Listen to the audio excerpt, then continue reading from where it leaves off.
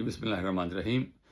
اسرائیل کے prime minister Nitin Yahoo اور امریکہ کے صدر ڈونلڈ ٹرمپ کے درمیان اس وقت کچھ اختلافات چل رہے ہیں، ان کا ذکر ضروری ہے، اور وہ اختلافات ایران ہی کی جنگ کی طرف کے حوالے سے ہیں۔ جنگ مشترکہ طور پر شروع کی گئی اور ایران پر حملہ کرنے کا جو منصوبہ ہے وہ بنیادی طور پر نیتن یاہو ہی کا ہے۔ یہ ایران پر حملہ کرنے کا جو پروگرام ہے، اسرائیلی پرائم منسٹر نے اس سے پہلے جو امریکی صدر ہیں ان کو بھی دیا، لیکن کسی نے بھی اس پہ حامی نہیں بھری۔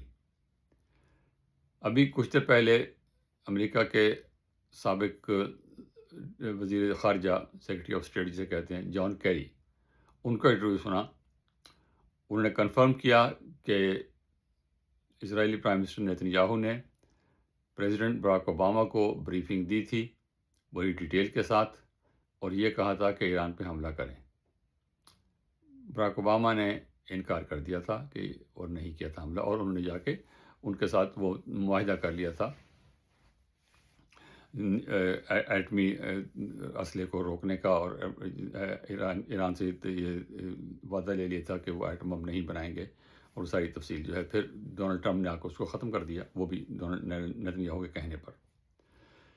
اور اب اس دفعہ بھی یہی ہوا کہ انہوں نے آ کے بریفنگ دی، اور امریکہ کی جو افواج ہیں، جو انٹیلیجنس ایجنسیز ہیں، CIA ہے، باقی ایجنسیز ہیں، انہوں نے جو رپورٹ دی، انہوں نے یہ کہا تھا کہ جس طرح آپ یہ پلان بنا رہے ہیں کہ 48 گھنٹے کے اندر جو ہے وہ ایران کی حکومت گر جائے گی اور ایران کی حکومت بدل جائے گی اور وہاں نئی گورنمنٹ بن جائے گی، لوگ اس کے خلاف اٹھ کھڑے ہوں گے، ایسا نہیں ہوگا۔ اور جو خود اسرائیل کی موساد ایجنسی ہے، اس کی بھی یہی تھی انالیسز کہ اتنی جلدی ایران کی گورنمنٹ کو گرانا ممکن نہیں ہے۔ اور یہ جو بات میں کہہ رہا ہوں، اس کی تصدیق امریکہ کے پروفیسر جان میر شامر کر چکے ہیں، جو شکاگو یونیورسٹی میں پڑھاتے ہیں اور بڑے موقر انٹرنیشنل افیئرز کے ماہر ہیں۔ وہ یہ بات کہہ چکے ہیں اور کئی دفعہ دہرا چکے ہیں یہ بات۔ تو ان کی کہنے پر یہ اس جنگ کے بارے انفارمیشن میں آپ کو دے رہا ہوں۔ اس دفعہ یہ ہوا کہ جب امریکی اداروں نے بھی اس کی مخالفت کی، جس سے پہلے انہوں نے کی تھی اور وہ صحیح تھی، لیکن موساد نے کی مخالفت جو تھی وہ اب بدل گئی جب انہوں نے نیا اس کا چیف لگایا ہے موساد کا، ڈیوڈ برنیا۔ اس نے آ کے بریفنگ دی اور اس نے یہ کہا کہ جو پہلے انالیسس ہم کرتے رہے ہیں وہ درست نہیں تھے، اور یہ ممکن ہے کہ آپ 48 گھنٹے کے اندر جو ہے وہ اس کو ختم کر ایران کی گورنمنٹ کو گرا دیں اور وہاں بدل جائے سب کچھ۔ اب صورتحال جب بدلی ہے اور جب 48 گھنٹے گزرنے کے بعد بھی اور 1 مہینہ گزرنے کے بعد بھی جب بات نہیں بنی، تو اب اختلافات شروع ہو گئے۔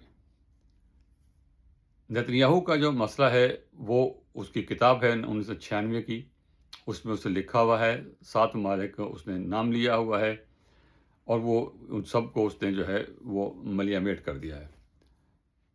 عراق 2003 میں، اس کے بعد صومالیہ، لیبیا، لبنان، سوڈان، شام، اور آخر میں رہ گیا تھا ایران۔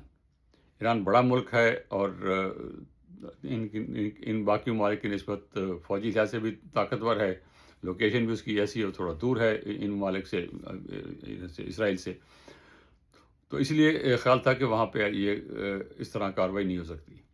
لیکن نیتن یاہو اب بھی یہ چاہتے ہیں کہ ایران کو اس طرح تباہ کیا جائے جس طرح کہ باقی 6 ممالک کو کیا ہے۔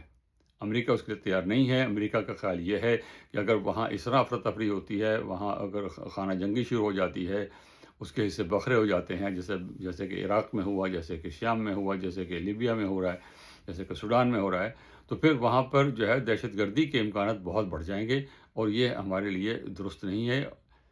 لیکن اسرائیل کی جو حکمت عملی ہے وہ یہی ہے۔ تو اب اختلافات اسی پہ ہیں، اور وہ لبنان پہ بھی ان کو روکنے کی جو کوشش ہو رہی ہے وہ اسی لیے ہو رہی ہے کہ لبنان کی وجہ سے جو ہے ہمارے جو اسلام آباد میں مذاکرات ہو رہے ہیں وہ ان کو وہ خراب نہ ہوں۔ اب دیکھ رہے ہیں یہ کہ کس حد تک یہ بات بنتی ہے، وہ نیتن یاہو کس حد تک روک سکتے ہیں۔ تاہم یہ صرف بیک گراؤنڈ کے طور پہ بتانا تھا، تو اس لیے عرض کر دیا۔ تھینک یو، خدا حافظ۔